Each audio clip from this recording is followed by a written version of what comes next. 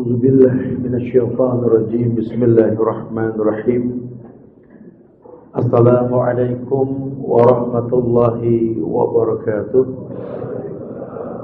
الحمد لله حمدا كثيرا طيبا مباركا فيه كما يحب ربنا ويرضى أشهد أن لا إله إلا الله وحده لا شريك له وأشهد أن محمدا عبده ورسوله أما بعد فإن أحسن الكلام كلام الله وخير الهدى هدى محمد صلى الله عليه وسلم وشر الأمور محدثاتها وكل محدثات بدعة وكل بدعة ضلالة وكل ضلالة في النار.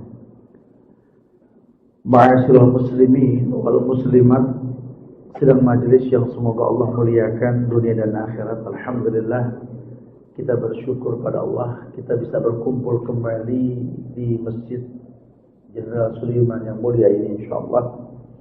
Tidak ada tujuan lain kecuali menginginkan Allah angkat derajat kita dengan menuntut ilmu.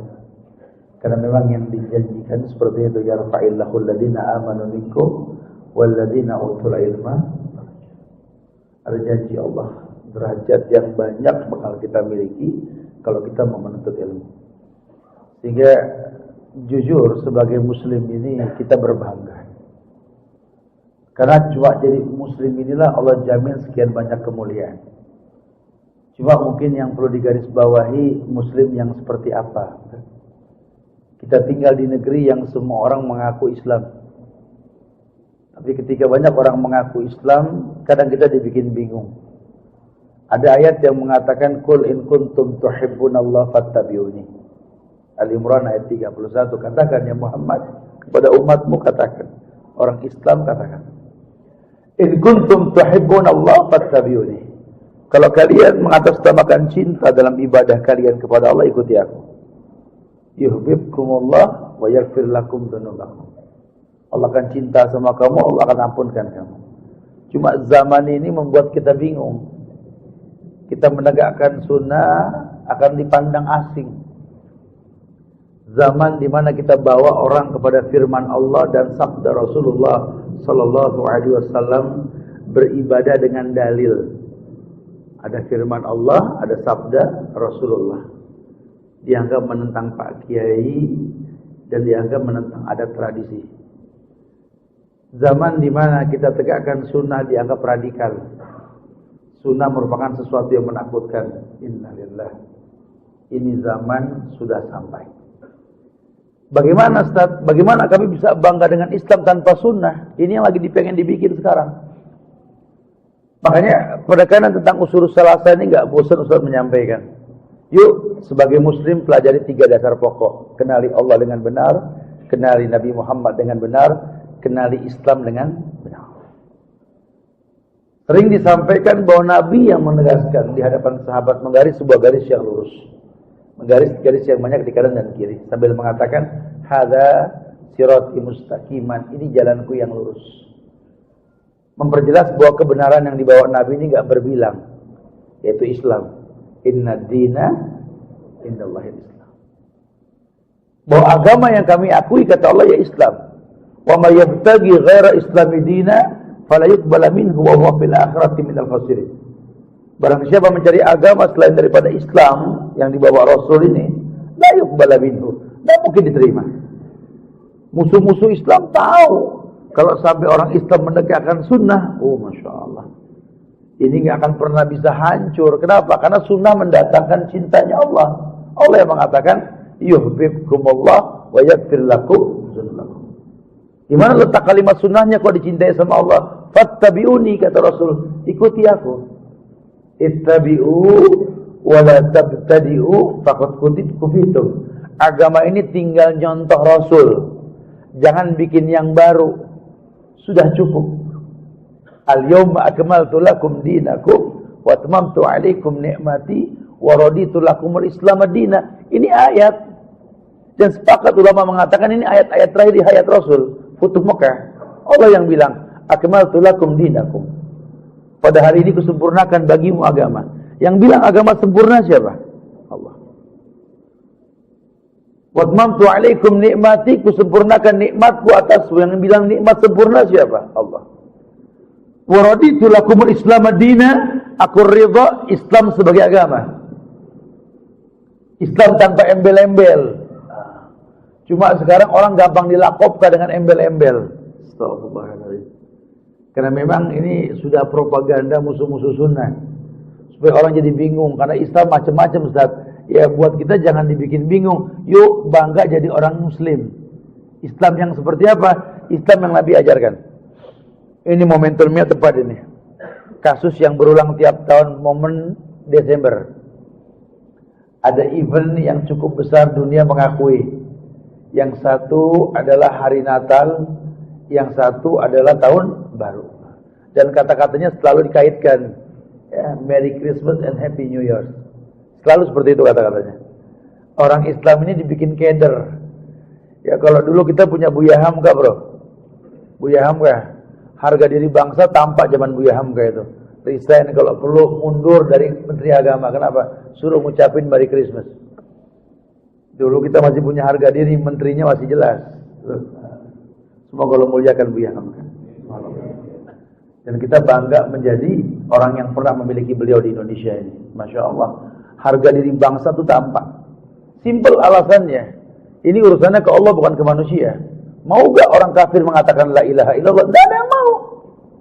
Konsekuensinya masuk Islam. Nah kita juga sama. Suruh mengakui Merry Christmas. Innalillah. Oh gak bisa. Terus gimana Ustaz? Kita tinggal di masyarakat yang heterogen Ustaz. Yang beragam. Kalau saya nggak ngucap apa kata bos Ustaz? Ya bisa dipotong gaji kalau nggak pakai baju center class Ustaz. Ini ente Islam apa kafir sih sebenarnya? Ini negeri Islam, ada Pancasila. Ketuhanan yang Maha Esa itu milik Islam loh. Cuma memang dirubah kalimatnya Tuhan, tapi maksudnya Esa. Yang Esa Allah, tidak ada yang lain. Betul? Ini negeri Islam, cuma belum sempurna keislamannya. Buat apa ada hadis Nabi yang mengatakan kepada pemimpin-pemimpin kafir dunia, Aslim taslam, Aslim yu'tikallahu ajraka marratain. Terang-terangan Rasul. Heraklius, Muqawqis, Kisra dalam surat Nabi itu, Aslim taslam. Islamlah kamu, maka kamu beruntung. Diberikan dua keuntungan. Aslim yu'tikallahu ajraka marratain. Ada dua keuntungan. Supaya kalian betul-betul yakin. Bahkan Rasul mengatakan, khaliful Yahud wan Nasara. Berbedalah kalian dengan Yahudi, Nasrani. Sekarang kita benci banget sama yang namanya Yahudi Israel. La'natullah alal Yahud. Allah melaknat Yahudi. Allah jaga Palestina insyaAllah. Tapi bukan emosi yang dikedepankan, ilmu. Karena banyak orang membenci yang terjadi sekarang di Palestina, tapi perbuatannya mirip Yahudi. Al-Fatihah yang kita baca minimal 17 kali. Ghairil maghdubi alaihim waladdallin. Al-Maghdub Yahud. Sepakat ulama mengatakan Al-Maghdub Yahud. Dhalin Nasrani. Kenapa dibilang Maghdub, dimurkai ini Yahudi, tahu hukum tak dipakai. Ini Nasrani dhalin, sesat. Kenapa? Beribadah tanpa contoh. Nabinya Isa beragama dengan cara Daud. Isa enggak pernah bernyanyi, Daud bernyanyi, betul. Nah, di kita ini karakter ini ada. Kita mungkin bukan Yahudi, kita bukan Nasrani, cuma sifat mereka kita ikuti. Maghdub, kita orang yang tahu hukum kita enggak pakai. Tahu Ustaz sunnah, cuma kata guru kami tuh. Jelas ayat mengatakan dengan tegas, "Man syahida minkum syahr falyasumhu." Cuma menurut organisasi kami, coba lihat. Al-Hasr ayat 7, "Wa ma atakumur rasul fakhudhuhu wa ma nahakum anhu fantahu." Apapun yang datang dari Rasul ambil, apapun yang dilarang jauhkan. Nabi tegas mengatakan kullu bid'ah dhalalah wa kullu dhalalatin finnar. Ekstrem. Wahabi. Dan lain-lain. Astagfirullahaladzim. Ya. Ayat yang mengatakan kul in kuntum tuhibbunallah fattabi'uni. Katakan ya Muhammad kepada umatmu, katakan Jika kalian mengatasnamakan cinta dalam ibadah, semua orang mengatasnamakan cinta. Hatta cinta Rasul, hatta cinta sahabat, hatta cinta kepada Allah. Fattabi'uni, ikuti aku. Bukan wattabi'uni, fattabi'uni, ambil sikap yang cepat, ikuti aku Muhammad. Konsekuensinya apa kalau sudah mencontoh Nabi Muhammad SAW? Yuhibbukumullah, Allah cinta sama kalian. Wa yaghfir lakum, dan Allah ampunkan dosa kalian. Ini janji Allah. Kalau betul, cuma yang terjadi memang dipelencengkan. Ini Yahudi Nasrani tahu Muslim di Indonesia ini tidak sekuat Muslim di negara-negara Islam lainnya. Kenapa? Karena Indonesia ini kan ladang bagus buat menawarkan produk. Makanya paham apapun diterima di sini. Padahal produk negara lain. Ya. Yordan punya produk ditawarkan diterima. Mesir punya produk ditawarkan diterima. India, Pakistan, Bangladesh punya produk ditawarkan diterima. Irak punya ISIS ditawarkan diterima. Semua diterima di kita, Masya Allah. Sehingga suka beragam, suka berdebat kusir. Kita tidak ilmiah. Padahal ayat sudah mengatakan al-yawma akmaltu lakum dinakum wa atmamtu 'alaikum ni'mati wa raditu lakum al-islam madina. Bicara toleransi, Nabi sudah katakan wala ana abidum ma'abadtu wala antum abiduna ma'abud lakum dinukum. Dan ayat ini bukan buat orang Islam sama orang Islam lainnya, mutlak sama orang kafir. Asbabun nuzulnya ketika Nabi ditawarkan masuk Islam, ditawarkan jadi agama kafir Quraisy oleh pamannya, dan pamannya bersedia masuk Islam, dicoba setahun-setahun. Allah jawab, katakan ya Muhammad, qul ya ayyuhal kafirun la a'budu ma ta'budun wala antum abiduna ma'abud wala ana abidu ma'abadtum. Tegas, lakum dinukum. Kita tinggal di negeri yang orang beragama Islamnya beragam dan agama lain juga beragam. Makanya kata Rasul, yusikul umam antada'iyal aklatu ila qas'atiha wa min qillatin nahnu yawma idin ya Rasulullah la bal yawma idin antum katsir walakinnakum gusa isayil wala yanzi'an Allah min suduri adubikumul mahabbah minkum wala yakzipan Allah fi qulubikumul wahn wa mal wahn ya Rasulullah hubbud dunya wa karahiyatul maut. Masa sudah datang. Dulu Nabi ngomong sama sahabat, sudah dekat waktunya musuh-musuh kalian Yahudi, Nasrani ini menggiring kalian seperti menggiring ke meja makan. Sahabat tanya, emang sedikit kita ya Rasul, segitunya gampang digiring. Apa ya, amsalnya kayak digiring ke meja makan. Satu orang cukup ngomong, silakan dimakan, gampang sekali. Nah, ketika itu kalian banyak, cuma kalian ringan. Shadaqah Rasul sallallahu alaihi wasallam. Kalian banyak, cuma kalian ringan, betul. Sampai menganggap biasa mengucapkan perayaan-perayaan buat agama lain, mengatasnamakan toleransi. Innalillah. Padahal Allah perintahkan haram, Nabi pun contohkan haram. Cuma ada fatwa orang tertentu memperbolehkan. Firman kalah, sabda kalah dengan fatwa orang. Terjadi. Allahu Akbar. Terus bagaimana Islam mengajarkan kita untuk bertoleransi sama orang lain, Ustaz? Allahu Akbar. Bahkan Nabi tegaskan, mengucap salam sama orang kafir pun ada. Cuma bukan mengiyakan yang mereka lakukan. Lihatlah salam Nabi kepada Mukaukis, Heraklius, Kisra, raja-raja kafir, bukan anak buah raja. Min Muhammadin Abdullah wa Rasulihi ila Herakla Azimir Rum ila Mukaukis ila Kisra. Nabi ucapkan salam. Salamun ala man ittaba'al huda. Salamun ala man ittaba'al huda.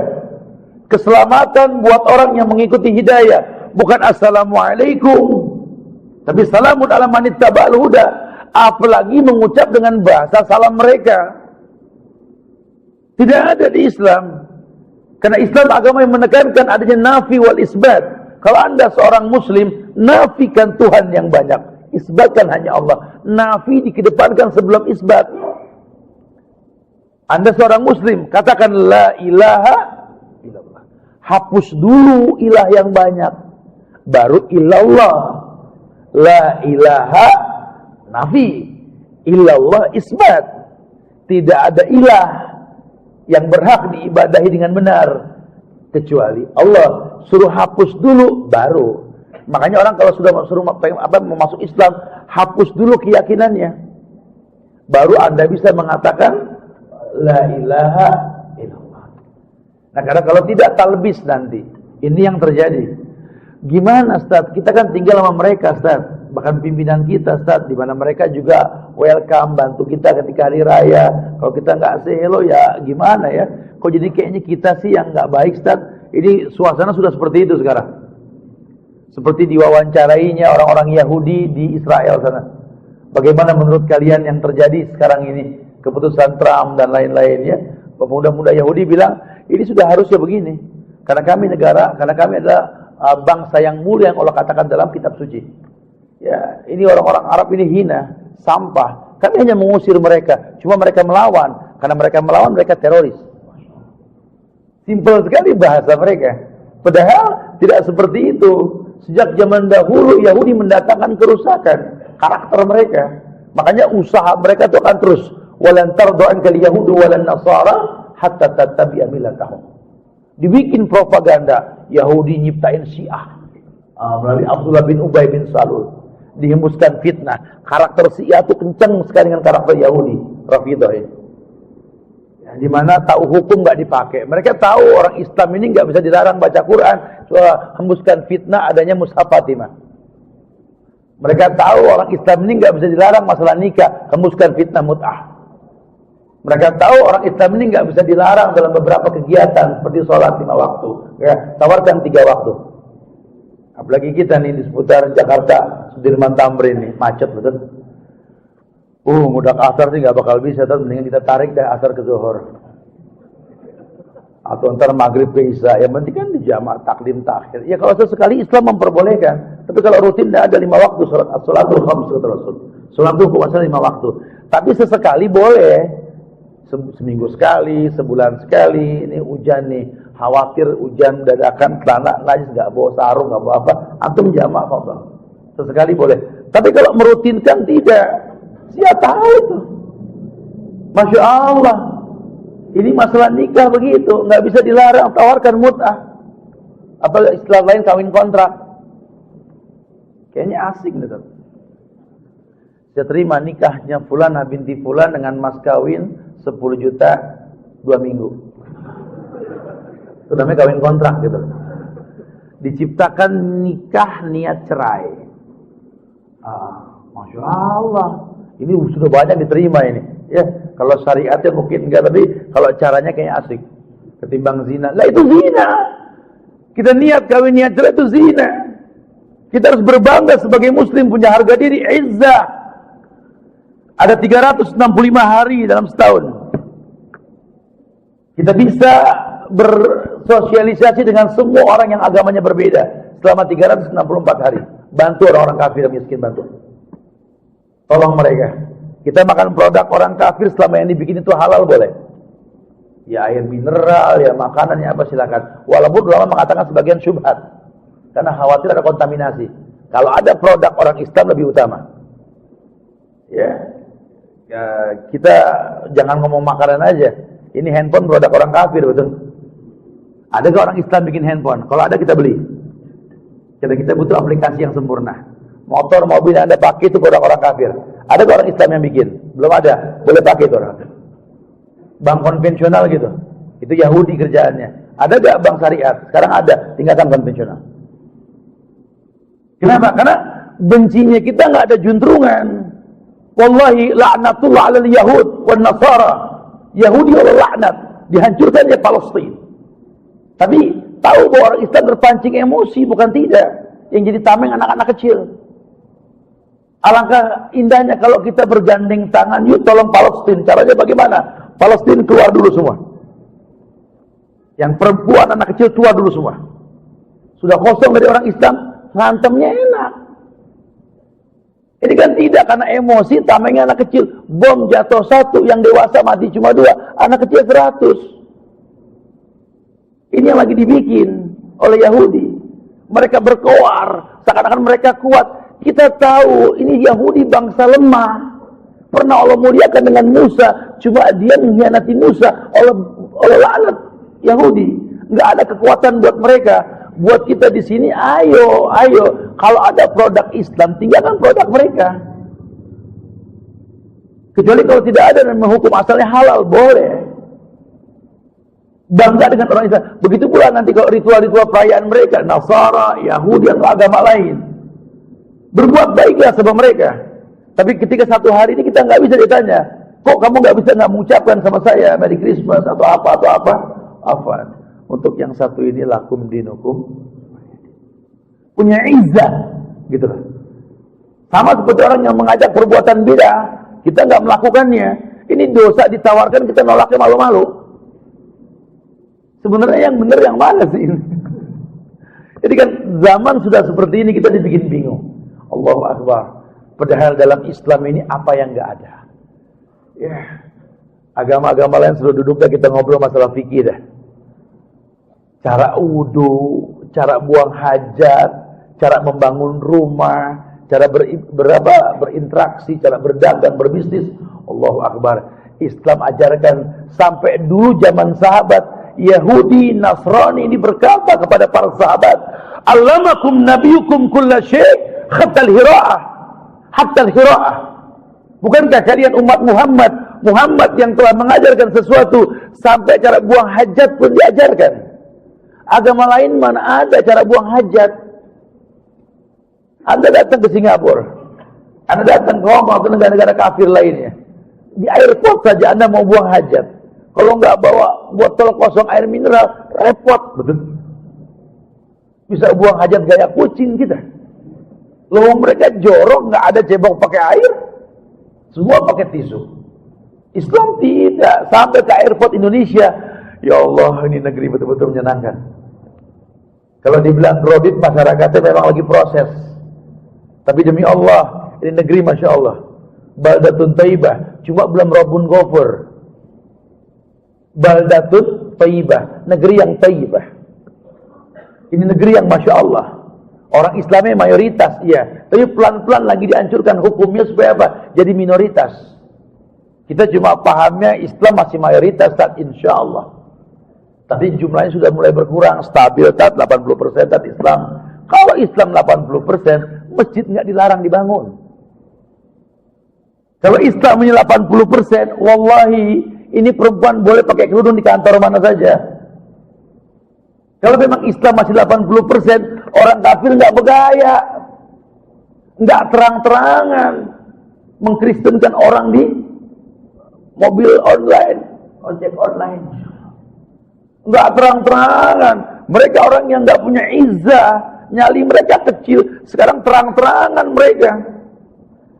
Ini menandakan sudah berkurang jumlah kita. Mungkin masih mayoritas, cuma jumlahnya sudah berkurang. Nah, berkurangnya juga jelas-jelas bukan cuma jumlahnya saja. Orang yang mengerti agamanya pun semakin jauh. Karena berapa banyak dari, misalkan sekarang 60, sekian persen. Dari 60, sekian persen, itu kan ada anak kecil, ada orang dewasa.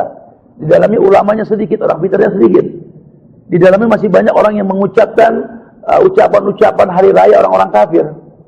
Bahkan terang-terangan pemimpin kita pun seperti itu. Bahkan menteri agamanya pun masih begitu. Dan lain sebagainya. Ini melambangkan izzah kita sudah mulai hilang.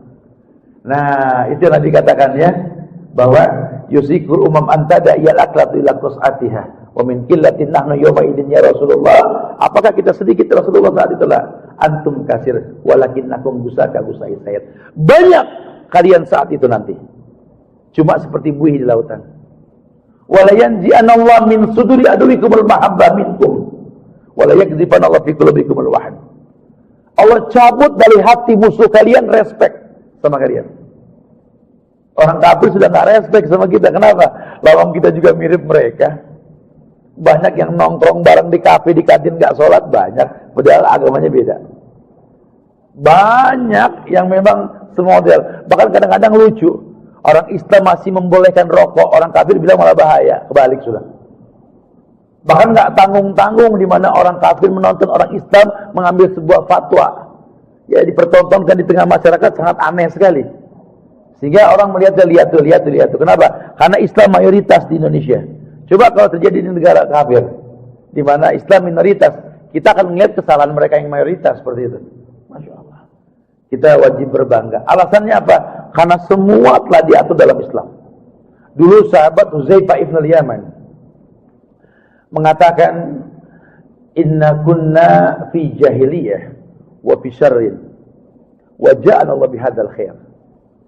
Dulu kami pernah hidup zaman jahiliyah.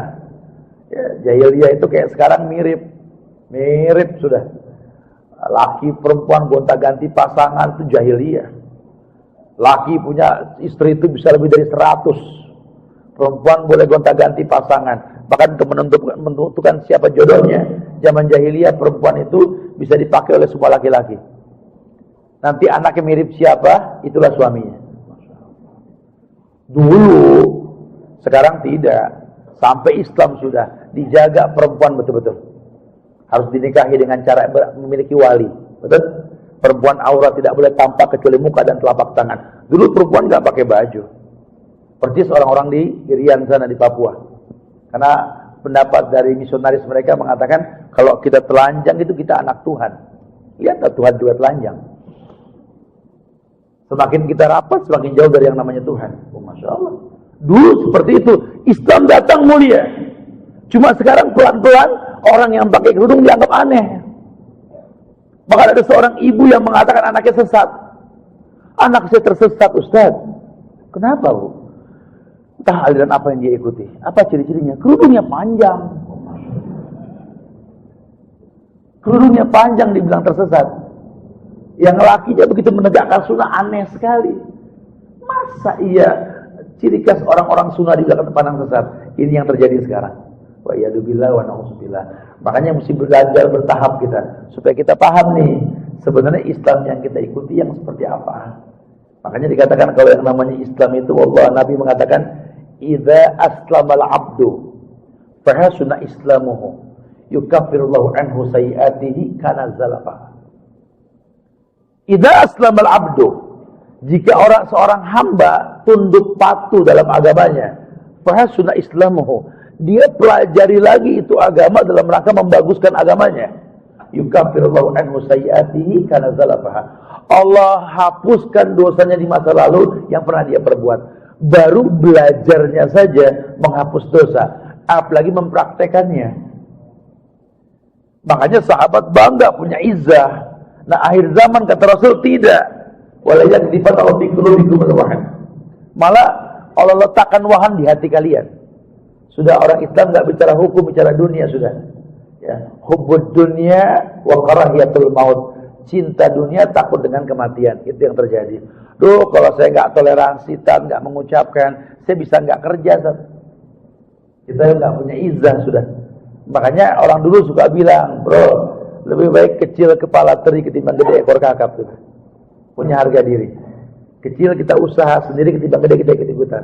Ya, kecuali kalau memang kita punya nilai, kita ada komitmen sebelum kita kerja, maaf, ada beberapa yang saya minta. Supaya jangan paksa saya untuk berbuat yang tidak-tidak. Salah satunya apa? Mengiyakan kebenaran dari agama lain. Tegas. Wala ana abidum ma'abattum wala antum abiduna ma'abud. Lakum dinukum. Nabi tegas, Yahudi jatuh cinta sama Rasul. Para sahabat pun merasakan dulu Yahudi, Nasrani melihat muka kami para sahabat bisa masuk Islam. Kenapa? Karena Islamnya tegak. Enggak seperti yang direkayasa sekarang. Islam zaman Rasul, Allahu Akbar. Ada agama lain selain daripada Islam yang disuruh berwudu sampai 5 kali minimal. Terus sikat gigi minimal 10 kali. Agama lain enggak ada. Bahkan sampai orang-orang Prancis itu jago bikin minyak wangi karena malas mandi. Orang Islamnya diperintahkan mandi. Ya, ketika mau Jumatan mandi, junub mandi. Tiap pagi mandi menyehatkan. Jangan mandi ketika sudah maghrib hingga tengah malam. Aturan mandi ada semuanya. Mayit mana yang dimandikan kecuali mayit orang Islam? Semuanya diatur. Sampai kita beristinja, ya. Cara kita masuk WC, kaki kiri dulu, baru kemudian yang kanan. Jangan jongkok menghadap kiblat atau menerangi kiblat walau dalam ruangan. Diatur dong berarti orang yang suka bikin rumah ngerti. Islam ngatur bikin WC. Jangan buang hajat di tempat orang yang lalu lalang atau tempat orang yang berdiam di bawah pohon. Sekarang orang nggak di bawah pohon, tapi di rumah bikin WC jangan dekat ruang tamu. Jangan tempat orang lalu lalang di rumah kita, bikin di belakang bagian rumah. Masya Allah. Kebayang tidak? Indahnya Islam. Tidak boleh buang ludah menghadap kiblat. Berarti harus tahu kiblat di mana selamanya. Sunnah duduk menghadap kiblat dan sebagainya. Ini semua Islam atur.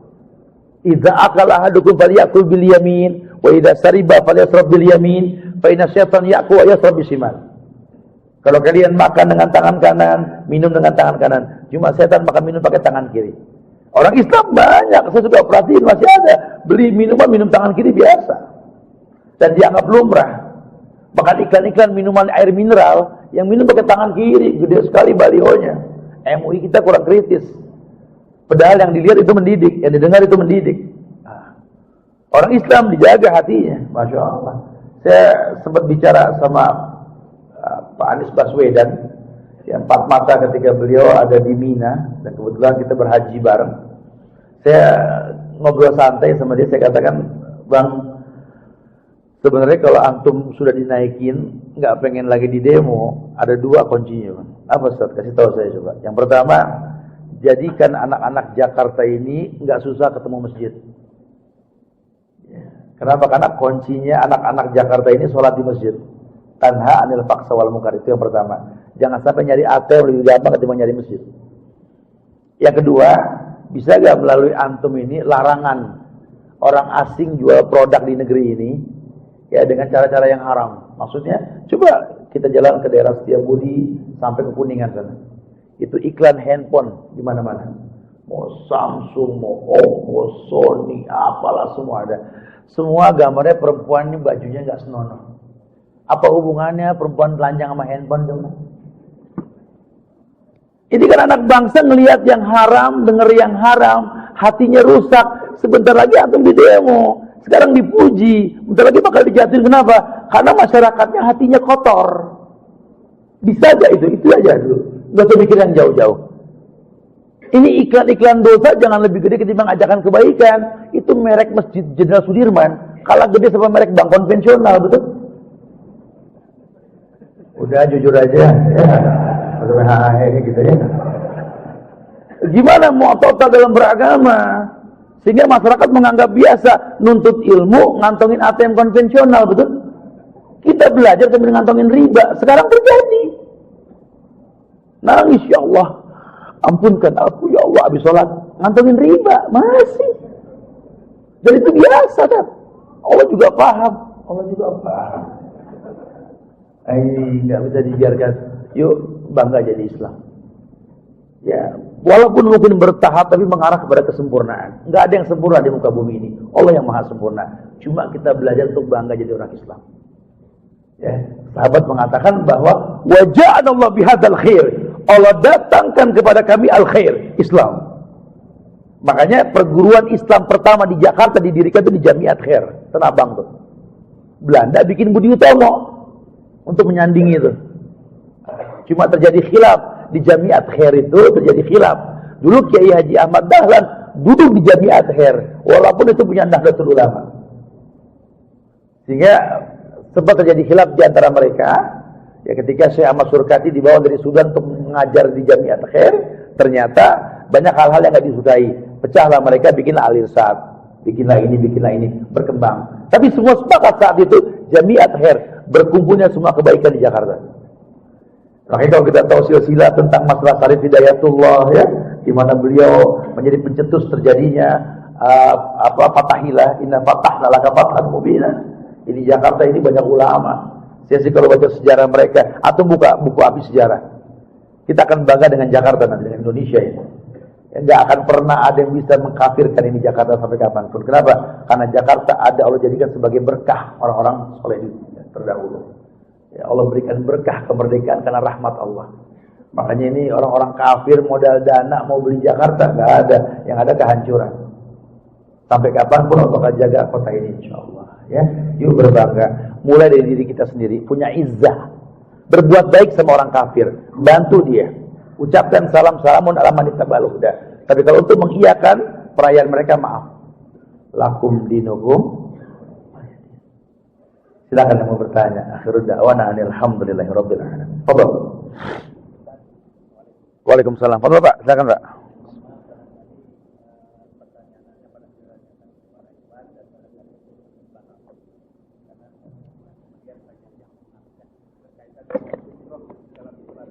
Ya.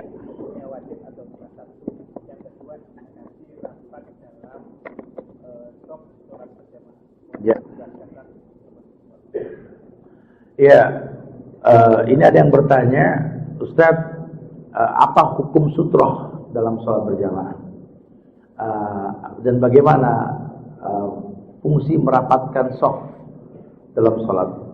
Yang Allah muliakan, insyaallah ini kita bangga jadi Islam karena sampai cara sholat pun diajarkan. Antum bisa buka sifat sholat Nabi dan beberapa buku-buku tentang masalah sholat ini, ya, fikih sholat ini. Di situ banyak hadis yang menekankan la sholata illa ila sutrah. Tidak boleh sholat kecuali menghadap sutrah. Cuma ini kita sudah bicara fikih. Makanya sebelum kita ngomong fikih, kita ngomong usul salasa dulu memang. Kenal Allah, kenal Nabi Muhammad, kenal Islam. Karena buat orang yang baru paham Islam, kita ngomong fikih suka muskilah. Ya. Jadi sutroh itu artinya pembatas seperti kayu ini di hadapan imam. Nabi jelaskan bahwa letak kening kita dengan tempat sujud itu bisa dilewati oleh seekor anak kambing. Jadi ada jeda sutroh. Sehingga kalau sholat berjamaah, sutroh itu imam. Ya, jadi kalau antum batal di tengah-tengah, antum jangan nungguin sampai selesai sholat, boleh keluar karena imam yang kita nggak boleh lewatin. Tapi kalau lagi sholat sendiri, ya, antum wajib meletakkan sutroh, baik itu meja, saya sholat tadi di sini, ya, atau jadikan orang yang sholat sebagai sutroh. Kenapa? Karena ada hadis yang menjelaskan bahwa tidak boleh melewati orang sholat. Berhenti lebih baik ketimbang melewatinya selama 40 masa. Itu kencang mengenai itu. Nah, adapun tentang merapatkan shaf, bahkan sifatnya sunnah muakkad. Imam yang mulia ini berkata kepada makmum, lurus rapatkan shaf. Lurus rapatkan shaf ini merupakan kesempurnaan dalam sholat. Cuma ya karena memang ada orang yang nyeleneh juga di kita, si goyor agil, gitu ya. Kalau setan sholat sama saya jadi bagusnya. Ya, kalau Pak Kiainya sudah nyeleneh ya susah kita ngomongnya. Lalu Nabi yang mengatakan lurus rapatkan shaf. Mata kaki bertemu dengan mata kaki, kita nggak ngomong isbal deh, tapi berarti mata kaki itu mata kaki. Berarti kan kain di atas mata kaki, betul? Cuma saya nggak paham, mungkin ada beberapa orang yang cara penyampaian ini membuat orang nggak nyaman, sehingga akhirnya defense. Akhirnya yang ada memaksakan pemahaman masing-masing. Saya paling kebak kalau ngeliat orang isbal, andai dia mau jujur nyaman nggak lewat becek begini gitu. Sampai diinjek kain belakangnya, ya Allah, tinggal mengikuti sunnah Rasul susah betul gitu loh. Allah yahdilah, semoga Allah berikan hidayah. Nah, buat kita yang sudah melakukan jangan gampang emosi, karena hidayah itu jawabnya Allah. Semoga Allah berikan hidayah buat orang-orang yang susah untuk menerima hidayah tersebut, insyaallah ya. Jadi sutra itu wajib. Ya. Merapatkan pun sifatnya wajib, tapi wajib ittiba. Wajib ittiba itu wajib mencontoh Rasul. Karena kalau seandainya dia tidak rapat pun sah sholatnya. Ya jadi wajib ittiba, harus mencontoh. So, kayak orang meletakkan tangan di dada, di bawah atau gimana, Nabi mencontohkan di dada. Ini wajib ittiba. Kalaupun tidak sah sholatnya. Cuma sayang kalau kita nggak menyempurnakannya ya. Wallahu a'lam bishawab. Saya baca ini yang ada di depan saya ini. Pak, ini mudah-mudahan Pak Allah berikan ampunan buat mereka yang susah menerima ini. Ada gantungan kunci itu Pak.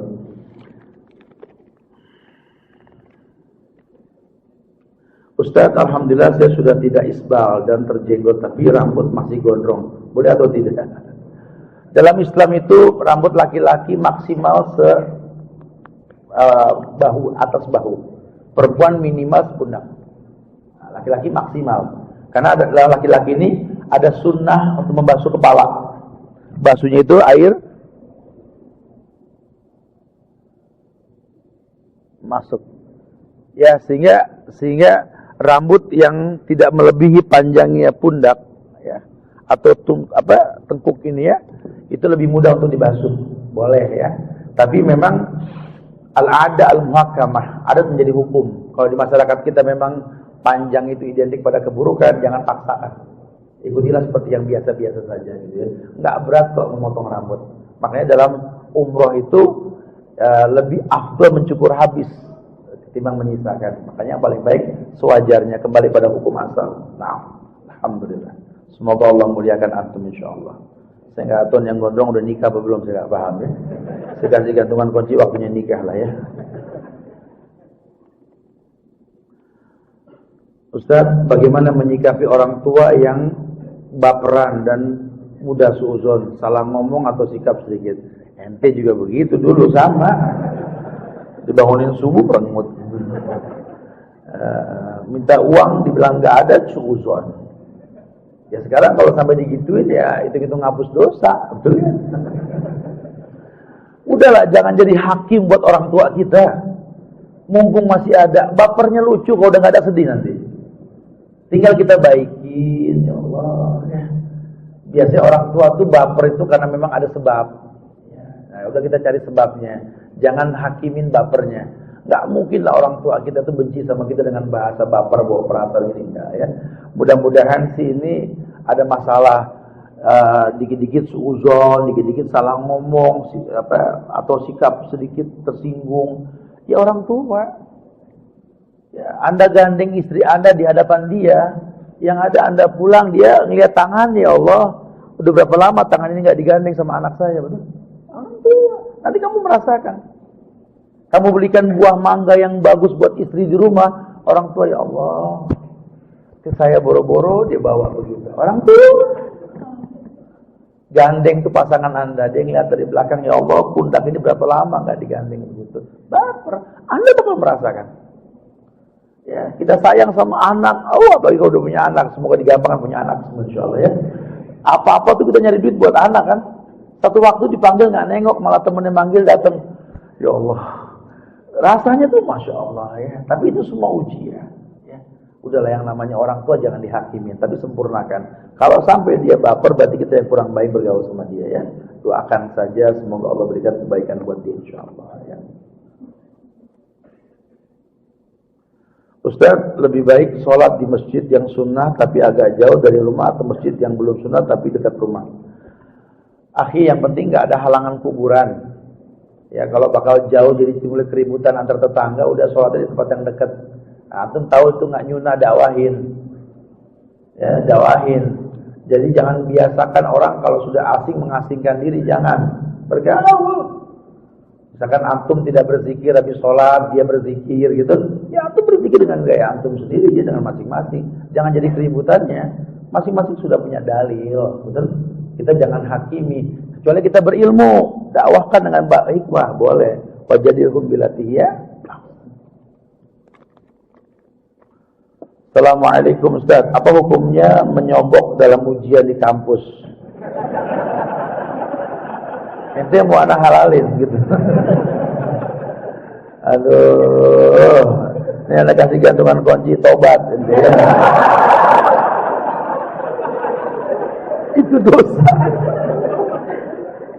Tadi di Grand Ali ada ibu-ibu tanya, Ustaz, apa hukumnya perempuan yang udah 50 tahun dengan teman-temannya ini safar tanpa mahram, Ustaz?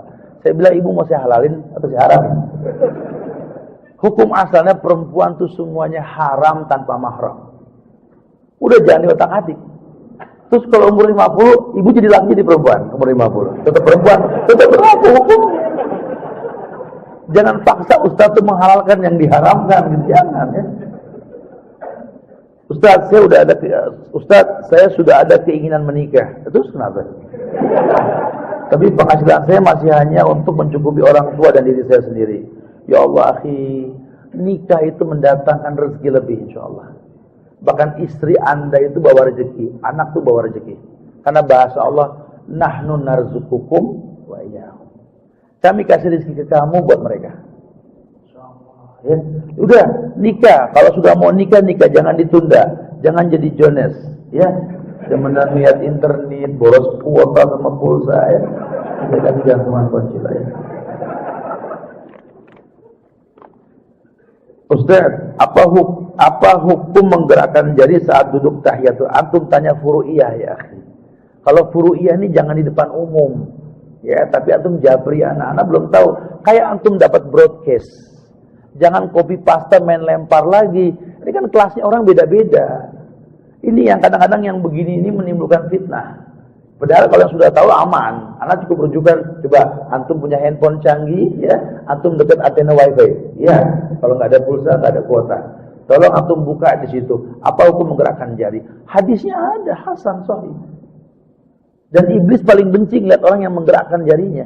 Menggerakkan itu bukan begini, tapi yuharrik, getar. Di mata iblis itu seperti gadam yang besar. Dan iblis itu benci.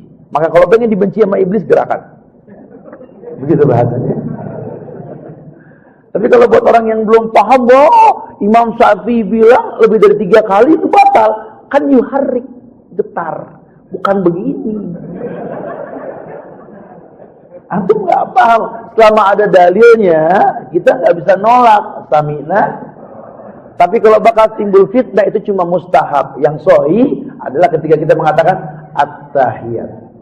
Bukan asyhadu Allah. Tapi dari pertama at-tahiyat. Kalau antum sudah paham tentang menggerakkan, pakai. Kalau enggak usah. Cukup begini aja. Yang jadi masalah itu kapan Nabi mengatakan yusiru bis sababah inda julusit tahiyah. Beliau berisyarat dengan telunjuk ketika duduk tahiyat. Ya, bukan duduk syahadat, asyhadu alla, bukan lebih at-tahiyat. Terkadang seperti ini, terkadang menggenggam. Ya, itu ada bahasan khusus tentang masalah seperti itu, ya. Ustaz, saya kan masih di lingkungan SMA dan itu pasti ada non muslim. Kalau saya lagi ngaji, tahu teman saya yang muslim tentang pengetahuan Islam, pasti saya selalu dibilang intoleransi. Dan yang bikin sedih teman saya yang muslim pun ikut-ikutan bilang intoleransi. Itu gimana, Zat? Ya sabar dah kalau begitu ya. Lowong SMA-nya umum. Ya. Kalau bakal begitu yang terjadi, ya jangan terang-terangan. Ya, kalau terang-terangan memang kita ngomong di tengah orang kafir, begitu gaya kita ngomong nggak bikin mereka senang, ya fitnah timbulnya. Ya sebenarnya orang kafir mau nerima kalau kita gaya ngomongnya bener, cara penyampaiannya rapi. Ya semoga Allah jaga agama antum di tengah-tengah masyarakat yang seperti itu. Ustaz, bagaimana hukum aksi jika tidak menghina ulil amri? Contoh, aksi solidaritas untuk Palestina. Ya, aksi itu kan action yang timbul karena berbagai hal. Ya, kita toleransi dengan aksi boleh-boleh aja, tapi nggak menimbulkan kerusakan. Karena begini, kalau pakai nama demonstrasi itu bukan dari Islam.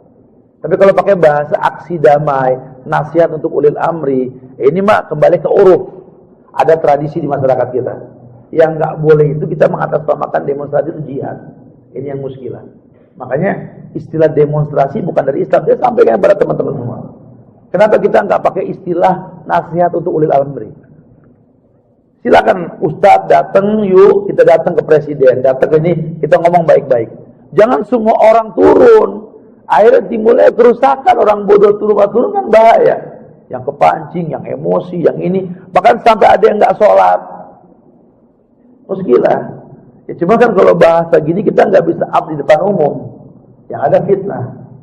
Ya, itu butuh obrolan santai. Jangan sampai ngebahas masalah kayak gini di depan umum. Timbulnya fitnah nantinya. Ya.